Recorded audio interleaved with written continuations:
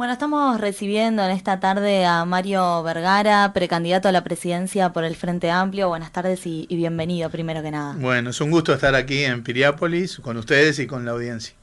Bueno, viene de hacer una recorrida prácticamente por todo el departamento, ¿no? Estuvo también hoy acá precisamente en Piriápolis. ¿Cómo lo recibió el público? ¿Cómo Muy, se muy sintió? bien, muy bien. Tanto en el ámbito de los comités del Frente Amplio, los compañeros Frente Amplistas, las compañeras Frente Amplistas, ayer en Maldonado, hoy aquí en Piriápolis, con muy buena receptividad, con muchas ganas de escuchar y hablar y aprender y discutir, como bien somos los Frente Amplistas en general.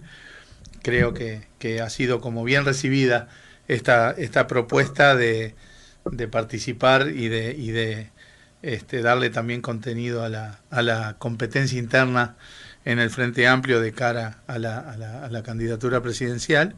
Y también ayer en Punta del Este tuvimos un ámbito ya con empresarios, que también fue muy interesante, muy útil y con muy buena acogida por parte de ellos. Así que estoy muy satisfecho, muy gratificado de recibir de que aquellos que nos van a apoyar y los que no nos van a apoyar, pero que todos en general coinciden que hay un aporte, una contribución de parte de nuestra candidatura al proceso de renovación del Frente Amplio y al proceso de renovación del debate de ideas y de la agenda programática. Decíamos justamente eso, ¿no? Lo anunciábamos como precandidato a la presidencia por el Frente Amplio. ¿Cómo fue tomar esa decisión? ¿Cómo llegar a esa instancia? Bien, bueno, uno milita en política desde la juventud. Yo era afiliado a la juventud y al Partido Comunista desde desde antes del final de la dictadura, del 83-84, y siempre concomitantemente con el desarrollo de mi carrera a nivel profesional, siempre lo concebí al servicio de las políticas públicas y siempre me interesó el accionar político, ¿no? Pertenezco a esa generación que se formó militando contra la dictadura, y después, bueno, distintas circunstancias de vida me fueron llevando a tener espacios de militancia política por un lado, en el Partido Comunista hasta el año 91 más o menos, y después con el general Sereñi en el Centro de Estudios Estratégicos, desde que volví de mis estudios de doctorado en Estados Unidos hasta que el general cerró el centro y bueno, falleció poco después. Bueno, ámbitos que fueron escuelas de política. Tanto mi etapa en el Partido Comunista como mi etapa con un vínculo privilegiado con el general Sereñi las considero dos escuelas de política. La política, el bichito de la política siempre estuvo, y obviamente se combina con la profesión a partir del 1 de marzo del 2005, cuando el ministro de Economía, Astori, me convocó para ser su viceministro. Y bueno, a partir de allí he intervenido desde el Ministerio de Economía, primero como viceministro y después más adelante como ministro, y en la presidencia del Banco Central en dos oportunidades. He estado los 13 años y medio que lleva el gobierno Frente Amplista en el equipo económico, que si bien obviamente tiene un perfil y un requerimiento de carácter profesional, técnico, también tiene componentes inherentemente políticos, ¿no? Si el Ministerio de Economía no hace política, digamos, no puede ejercer su labor razonablemente. Y entonces en esta etapa la decisión nuestra de dejar el Banco Central y de abocarnos más a la carrera estrictamente política tiene que ver con una evaluación de en qué etapa está el Frente Amplio. El Frente Amplio está en un proceso de renovación que requiere revisar la visión del mundo. El mundo está cambiando muy drásticamente en lo geopolítico, en lo comercial, en lo financiero. La región está cambiando también drásticamente en lo político, en lo macroeconómico. Y en ese contexto el Frente Amplio tiene también que renovarse desde el punto de vista político y desde el punto de vista de sus liderazgos, su elenco de liderazgos. Y bueno, entendimos que volcarnos a la arena política y en particular al proceso de competencia en el Frente Amplio era una forma que entendíamos de contribuir en todos esos aspectos que requieren renovación. La visión del mundo, la visión de la región, la agenda programática de gobierno que tiene que estar adecuada y consistente, revisada a la luz de esta nueva visión del mundo, y también en el proceso de renovación política y de liderazgos en el Frente Amplio, motivo por el cual pensamos que es imprescindible que la interna Frente Amplista sea una interna competitiva, porque tiene que estar al servicio de la conformación también de una nueva estructura de liderazgos en el Frente Amplio. Esas fueron un poco las principales consideraciones que tomamos en cuenta a la hora un poco de tirarnos un poco al agua, ¿verdad? De dejar un poco la zona de confort, entre comillas, que era el equipo económico, el Banco Central, y volcarnos más de lleno a la arena estrictamente política. En esta especie de renovación que está llevando a cabo el Frente Amplio y también con una interna competitiva, bueno, justamente los otros candidatos que se desprenden en la interna del Frente Amplio son Óscar Andrade, Carolina Cose y Daniel Martínez. ¿Cómo se siente en ese lugar junto con ellos y cómo está también la interna? Bueno, muy bien, porque creo que el Frente Amplio está mostrando que tiene una generación de relevos y los 4 compañeros que estamos en esta arena hoy, y quizás haya alguno más, no sabemos, hasta diciembre hay posibilidades de que algún otro compañero también decida competir. Creo que lo que muestra es que el Frente tiene relevos, que tiene relevos de calidad en el terreno político, en el terreno profesional, en el terreno de la visión de la renovación del Frente Amplio. Así que en realidad es el inicio de un proceso de renovación política del Frente Amplio que hay que ver de manera muy auspiciosa, porque creo que hay un elenco de relevos que va a estar a la altura de las circunstancias, ¿no? Y la interna, bueno, como todo proceso político, esto se dirime en la arena electoral en primer lugar. Venimos de vertientes diferentes en lo político, en lo profesional, con todos estos compañeros. Cada uno tiene su perfil, su impronta, sus énfasis, y esa es un poco la riqueza del Frente Amplio, ¿no? Siempre en contextos de unidad, de fraternidad. Nosotros no vamos a tener ninguna palabra negativa en relación a ninguno de los compañeros con los cuales vamos a estar compitiendo. Sí, en clave de trabajar para un cuarto gobierno del Frente Amplio, cada uno con su perfil, y los ciudadanos y las ciudadanas frente amplistas van a ir de alguna manera optando en función de esos perfiles. Algunos compañeros con más apoyos quizás de aparatos sectoriales, pero otros también con la ilusión de que hay una masa muy importante de compañeros y compañeras frente amplistas que de repente no se apoyan tanto en el aparato sectorial, sino más bien en espíritus más independientes, con mucho sereñismo, con mucho frente amplismo, y que pueden ver en nuestra opción de precandidatura, bueno, una opción en la cual sentirse representado, así como otros compañeros se van a sentir representados por los otros precandidatos. Creo que con fraternidad frente amplista vamos a llegar a buen puerto. En su momento se elegirá un candidato, en su momento trabajaremos todos juntos para un cuarto gobierno del Frente Amplio. Así que yo soy muy optimista de que el proceso de renovación del Frente va a avanzar de manera muy auspiciosa. ¿La idea es que la fórmula lleve una mujer? Y creo que está bastante instalada esa idea y me parece muy bien, ¿verdad? La paridad en la fórmula es una decisión política mayor, y creo que el Frente Amplio claramente la tiene que implementar en un contexto de apuntar a la paridad en todos los estamentos del funcionamiento de la política, ¿verdad? Creo que debe apuntarse a la paridad no solo en la cuota en las listas, como eso está planteado, aunque no siempre se ha implementado de la mejor manera, sino incluso también en ámbitos después ejecutivos, en el gabinete, etcétera. O sea que hay que concebirlo no simplemente como tener una fórmula paritaria, sino como parte de un enfoque de gestión política en todos los estamentos que haya que conformar, tanto en la fuerza política como en el gobierno. Bien. ¿Qué evaluación hace? El Frente Amplio lleva casi 15 años de gobierno. ¿Qué evaluación hace de la conducción de este partido político a cargo del gobierno? Bueno, en primer lugar, la conducción del Frente Amplio ha estado liderada por 3 líderes, valga la redundancia, Vázquez, Mujica, Astori, que creo que desde el punto de vista del proceso político han sido una estructura dirigencial muy exitosa, en el sentido de que contribuyeron al crecimiento del Frente Amplio, permitieron el acceso al gobierno y permitieron gobernar, en mi opinión, con resultados positivos para la sociedad uruguaya.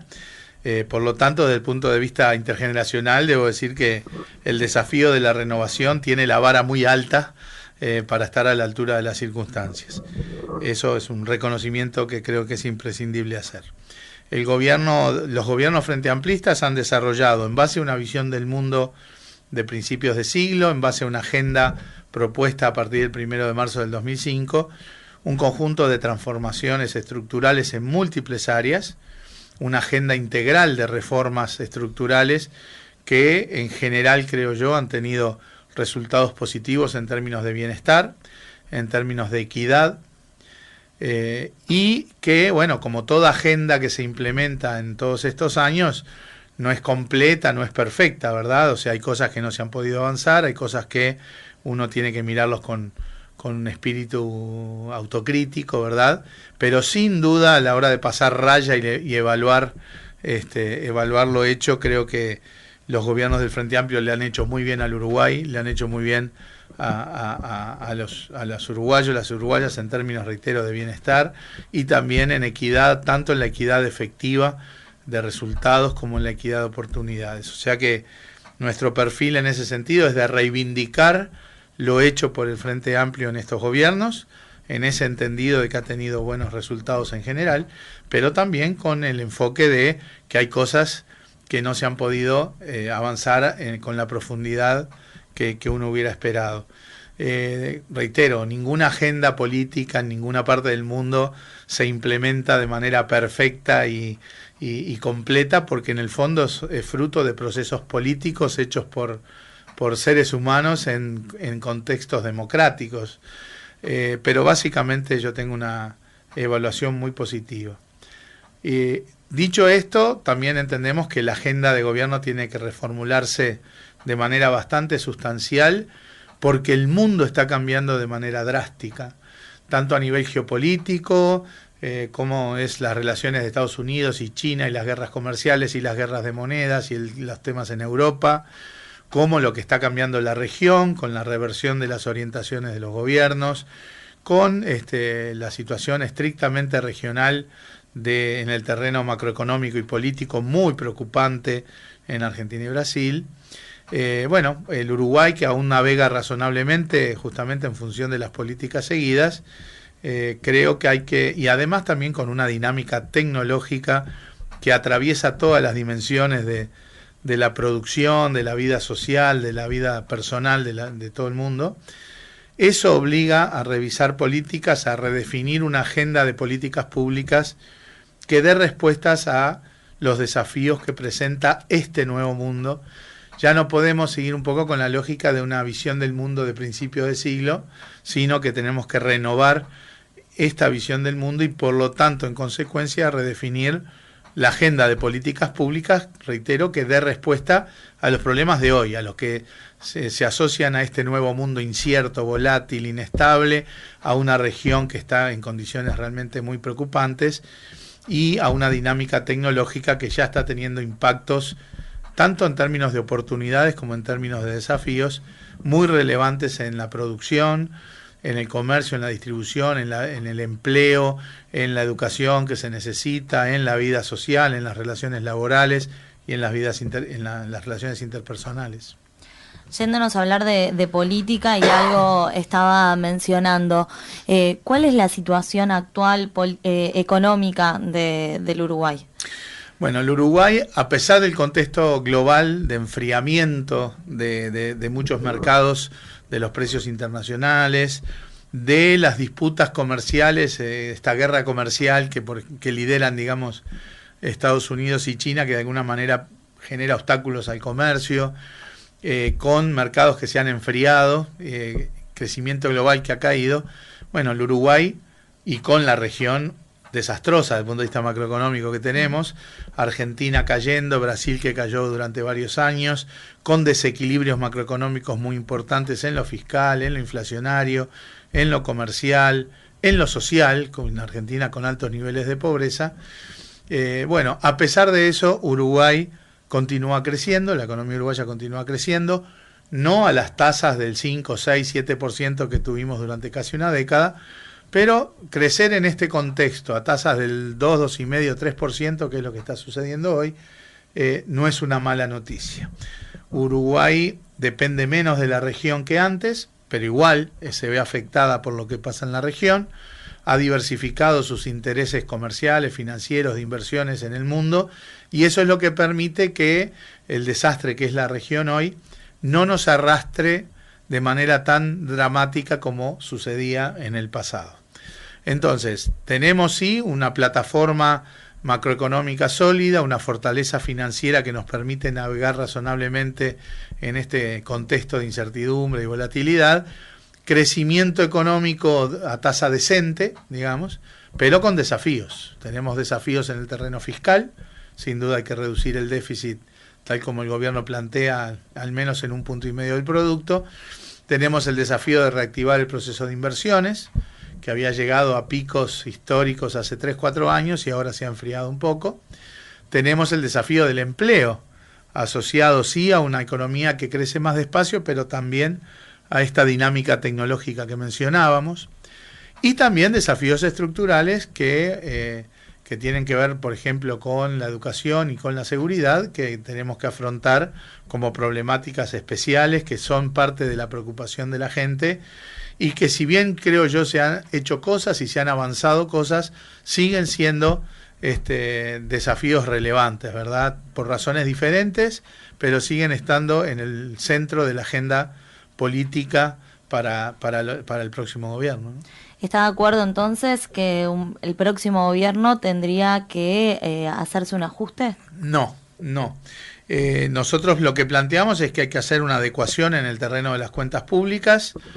La dimensión que ha planteado el gobierno es bajar el déficit de órdenes de 4% a órdenes de 2,5% en un plazo prudente y sobre la base de que estamos parados en una situación de fortaleza.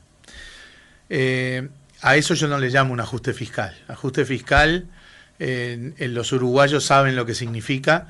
Lo vivieron en el 82, lo vivieron en el 90, lo vivieron en el 2002, y eran ajustes de la situación fiscal, de impuestos y de gasto público que eran 3, 4 y 5 veces más grandes y de manera inmediata, porque se daban en situaciones de crisis, que lo que está planteado hoy.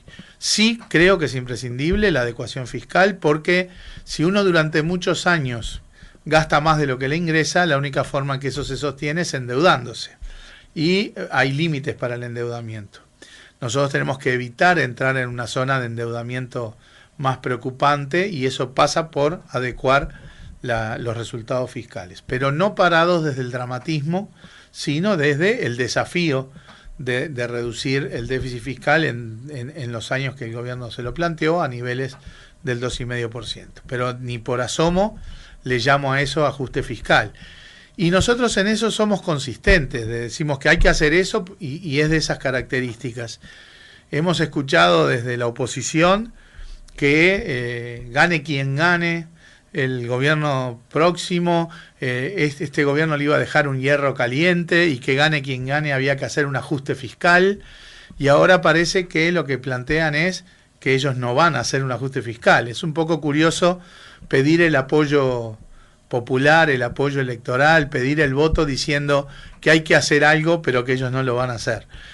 Nosotros en eso creemos que mantenemos la consistencia de decir hay que adecuar las cuentas fiscales. Eso no significa un ajuste fiscal en el sentido tradicional y del golpe a la sociedad que eso significa, pero sí hay que adecuar las cuentas fiscales para evitar males mayores en el futuro.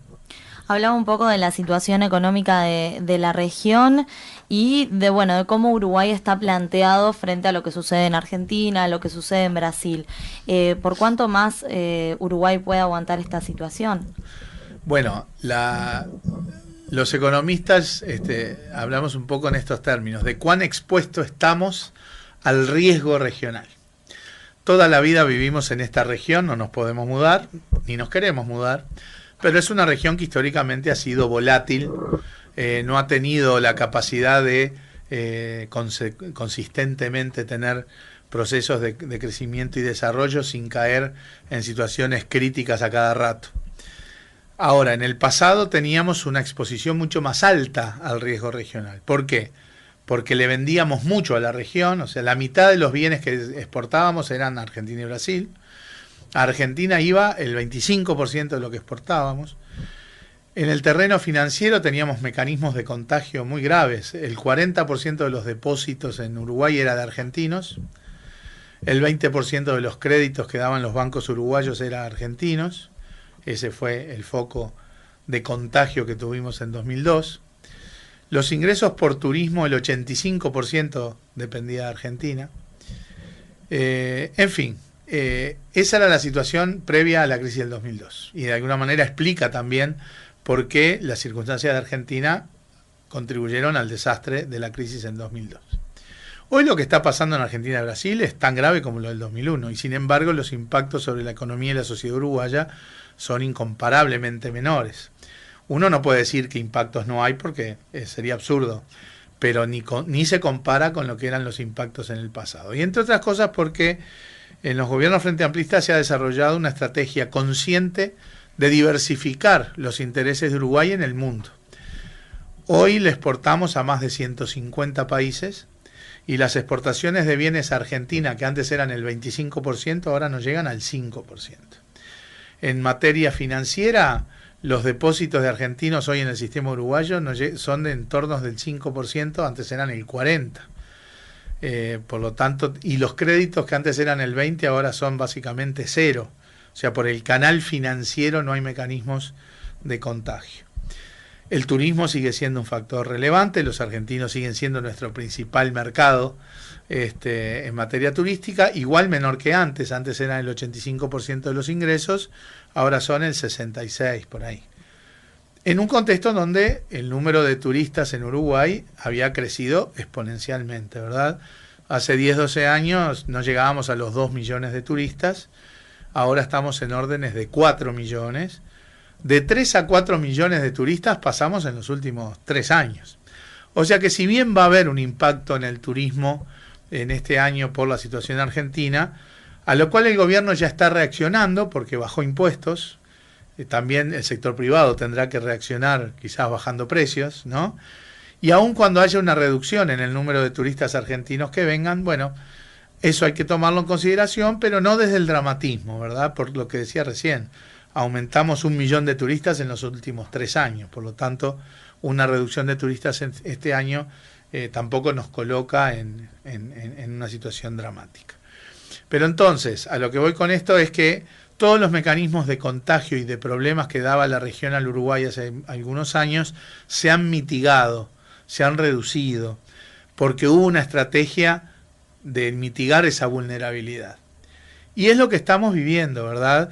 La región está muy mal, Argentina este año está cayendo 3% en su producto, no hay un solo indicador macroeconómico que Argentina lo tenga en el lugar correcto, ni la inflación, ni el déficit comercial, ni el déficit fiscal. El déficit fiscal de Argentina es prácticamente el doble que el de Uruguay, el de Brasil también.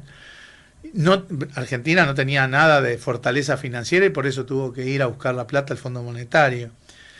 La situación social en Argentina, 30% de pobreza, es un pésimo punto de partida para ahí sí el ajuste que tienen que hacer para acomodar la situación. Brasil tiene varios desequilibrios macroeconómicos también, tiene más fortaleza financiera porque acumuló reservas en su momento y eso es lo que hace que no tenga que ir al Fondo Monetario, pero en Brasil los problemas también se potencian por el proceso político y el deterioro institucional, tanto del sistema político, el sistema judicial y de los propios elementos culturales que hoy lamentablemente Brasil está desnudando, atado sí a que no se ha resuelto de manera más estructural los temas del bienestar y la equidad, pero también a los temas de corrupción, tanto en Brasil como en Argentina.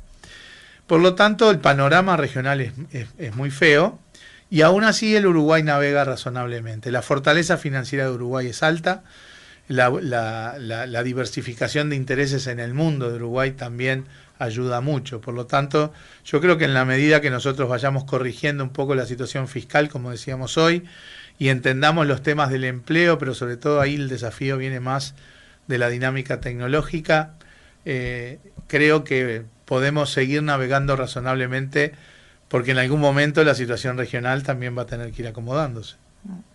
Dejamos un poco el tema de la economía y vamos a hablar otro de los grandes temas, que es el de la seguridad. Por ejemplo, para Garcés, él mencionaba que la crisis de seguridad es mucho más grave que lo que confiesan las cifras oficiales. También agregó que este año la inseguridad tocó fondo con un récord de homicidios, rapiñas y hurtos. ¿Esto usted está de acuerdo? Bueno, él está hablando de números, ¿no? Y además, él está hablando también de especulación de que la situación es peor de lo que dicen las cifras. Bueno, eso corre por su cuenta, ¿no? No puedo avalar eso porque yo confío en las cifras oficiales. Pero el tema de la seguridad es insolayable, y que sea una de las preocupaciones principales de los uruguayos y uruguayas me parece absolutamente razonable. Yo creo que se han hecho cosas, ha habido una reforma muy importante en el Ministerio del Interior, que ha incorporado tecnología, que ha incorporado capacitación de la policía, que ha incorporado inteligencia, que ha incorporado infraestructura, y la eficiencia policial ha mejorado, porque aún cuando se plantean todas estas descoordinaciones con la justicia y demás, hoy el número de presos es más del doble de lo que era hace 10, 12 años. Pero evidentemente la situación igual ha implicado deterioros, porque ha habido cambios en las fuentes del delito y en las modalidades delictivas, ¿no? Con un aterrizaje de los temas del narcotráfico y todo lo que eso se deriva, que bueno, hacen que haya modalidades que uno no estaba acostumbrado a ver, ¿no? El hecho de que vayan los narcos y te saquen de tu casa o copen un edificio y lo transformen en base de operaciones, son cosas que, y toda esta lógica de ajustes de cuentas, ¿verdad? Son cosas que uno no tenía hábito de ver en el Uruguay. Desde el punto de vista, por lo tanto, creo que ha habido una mejora. Yo soy, en ese sentido, tengo una visión de que ha habido una reforma estructural en el Ministerio del Interior. El tema de ley y orden no es solo la policía, ¿no? Es también la fiscalía y la justicia. El nuevo Código del Proceso Penal un poco desnudó descoordinaciones entre estos tres estamentos. Creo que últimamente la coordinación de policía con fiscalía está mejorando rápidamente. Con la justicia todavía hay bastante también para trabajar. Pero también creo que desde el punto de vista más conceptual, estamos desde el gobierno y desde la izquierda yendo a un equilibrio más sólido entre atacar las causas del delito, las causas sociales del delito, que hay que hacer, que sin duda hay que hacer, pero que sabemos que tiene resultados paulatinos en el mediano plazo, con actitudes más contundentes en materia de represión del delito. Al principio hay que reconocer que la izquierda, de una manera, la palabra represión siempre nos rechinó, ¿verdad? Porque los asociábamos a la represión política, a la represión de ideas, a la represión de personas. Pero en realidad aquí lo que hay que hacer es reprimir el delito.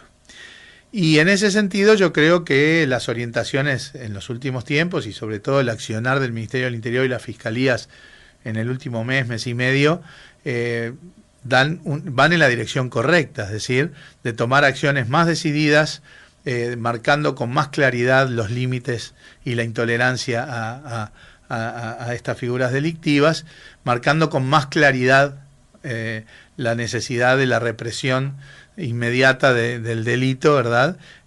Además de seguir equilibrado, como decía hoy, con atacar las causas sociales. Por lo tanto, en síntesis, yo creo que los temas de seguridad son un tema relevante en la percepción ciudadana, y eso tiene un asidero, porque evidentemente las modalidades delictivas han ido cambiando y seguimos teniendo problemas en ese sentido, pero eso no me quita de decir que creo que ha habido un proceso de mejora en el Ministerio del Interior y en las fiscalías que van en la dirección correcta en el accionar de los últimos tiempos, y que seguramente haya que seguir profundizando en esa dirección. ¿Un próximo gobierno tendría que seguir por esta misma línea, cambiar algunos aspectos? En materia de seguridad, sí. Bueno, como te decía, creo que estamos llegando a un mejor equilibrio entre el ataque a las causas sociales y la represión del delito. Las señales de los últimos tiempos en el Ministerio del Interior son más contundentes en este sentido, y creo que sí, que hay que seguir en esta misma línea. Cambiando de tema y hablando un poco de Sendik, que bueno, que se ha vuelto a mencionar su figura en los últimos días, ¿debería bajarse como candidato? Bien, aquí yo digo, más allá de que lo que vaya a decir le aplica a Sendik, también le aplica a mi gusto a todos los frente amplistas, y es que nuestra opción tiene una impronta profundamente sereñista y no podría serlo si no tuviera una tesitura de que hay que ser implacable con las fallas éticas y los actos de corrupción. Los actos de corrupción se dirimen en la órbita judicial y lo que diga la justicia, nos guste más o nos guste menos, es lo que hay que respetar. Y los temas de las faltas éticas, el Frente Amplio se ha dado el mecanismo de solicitarle informes al Tribunal de Conducta Política, que ha actuado con mucho coraje político. Hay 15 casos de sospechas o denuncias de faltas éticas que el tribunal está informando. Ya entiendo que hay 11 casos ya informados, incluido el de Sendik, y hay otros 4 en proceso. Y si el Frente Amplio le pide a un Tribunal de Conducta Política ese informe, imperiosamente, es de rigor que el Frente Amplio tome posición sobre estos casos, entiendo además, consistente con lo que el Tribunal de Conducta Política informe.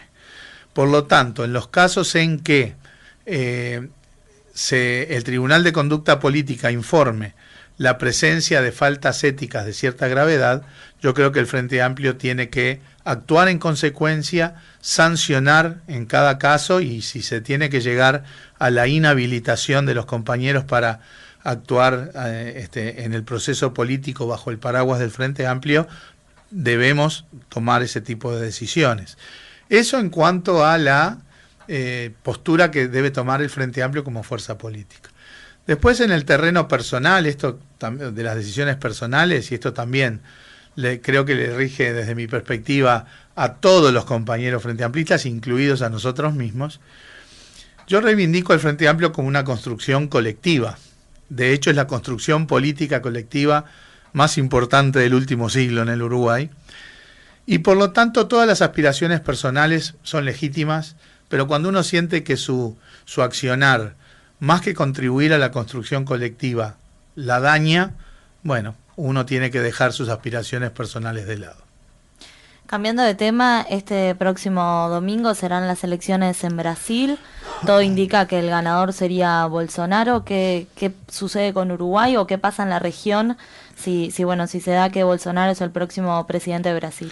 Bueno, sin duda que primero hay que tomar nota de una situación que es muy preocupante, porque más allá del resultado final, está claro que casi medio país, medio Brasil votó por una opción que no es solo de derecha en lo económico y demás, sino con un discurso que en muchos casos violenta ciertos valores básicos de la convivencia democrática y la convivencia social.